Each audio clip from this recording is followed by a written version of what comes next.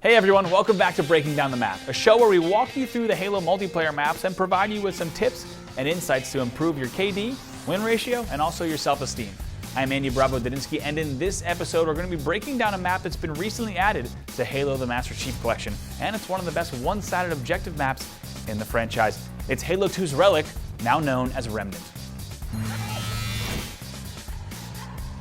Relic was originally released in the Halo 2 Maptacular map pack and was an immediate standout. The island design lended itself to fluid play for objective game types like One Flag CTF and One Bomb Assault. If you've played on Zanzibar or Stonetown, you'll have a pretty good idea of just how intense matches will get on Remnant. As with all of the remastered maps from Halo 2 Anniversary, you can expect updated visuals, interactive features, and improved gameplay. The visuals on Remnant are quite a departure from the old map. While Relic gave us a beautiful sunset with light clouds, Remnant offers up stormy skies with distant lighting, giving the island a much more menacing feel. For those objective game types that fit this map so well, Remnant is broken down into an offensive side and a defensive side, with a large forerunner structure running down the middle, called the megalith. Looking at this structure, you'll notice the long ramps that originally led to the top have now been replaced with gravity lifts. Make sure you're fully committed to storming the base if you choose this route, as there's no turning back.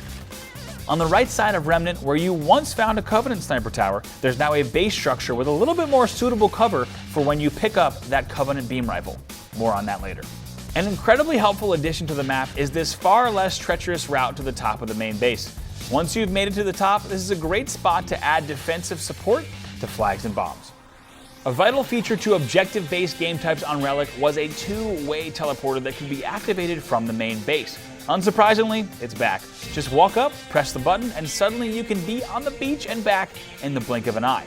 A word of caution though, deciding when to activate the teleporter is key. Once the teleporter is activated, it's open for the rest of the match and can be used just as effectively by your opponents. And of course, be sure to pick up the speed boost if you plan on taking a run across the map. It's located here, near the portal. With updates to the map now out of the way, let's move right into the main course, vehicles and power weapons.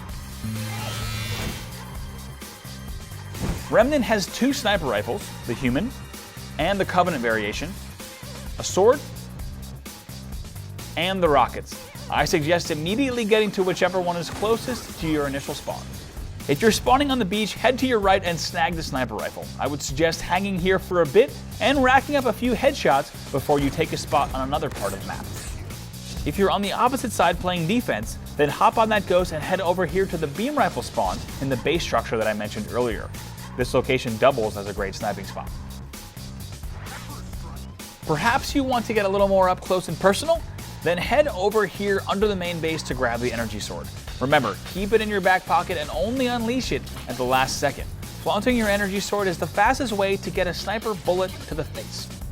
And of course, we mustn't forget about the rocket launcher, your one and only chance at thwarting an enemy team's Warthog rush.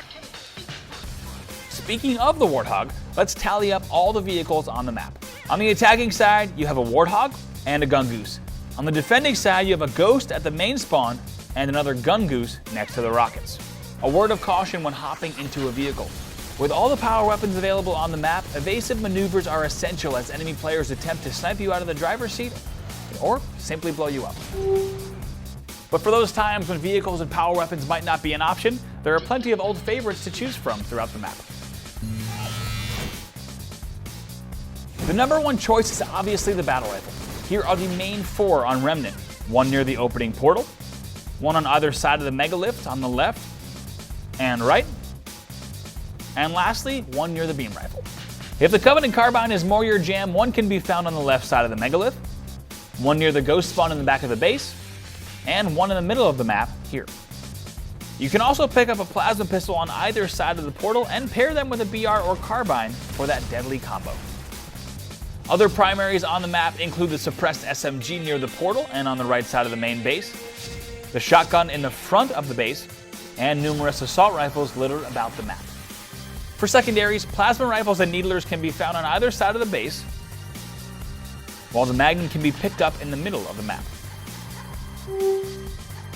But your vehicles, power-ups, primary, secondary, and power weapons are all useless if you don't have an intimate understanding of how to play on the map. First off, finding some spots on the map where you can see the flag or bomb arming area is a must. Games are won and lost on the arm zone or flag spawn, so having a vantage point to clearly see what's going on is key. Next, make use of those vehicles. Remnant is a big map, and hooping it all the way across the map is slow going. Grabbing a gun goose or warthog with a buddy is a perfect way to try to armor bomb or make a perfect flag getaway. But the most important thing to consider on Remnant is a fundamental rule in Halo. In most cases, players generally spawn nearby one another. That means if you spot an enemy, chances are there are more nearby. Use this knowledge to your advantage when looking around the map for someone to take down or when avoiding enemies while your shields recharge. Remnant's art will provide a new look for a classic battleground.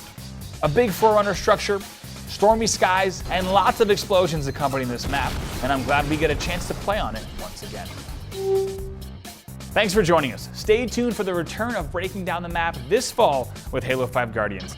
Until then, enjoy Remnant and the rest of the maps within Halo the Master Chief Collection.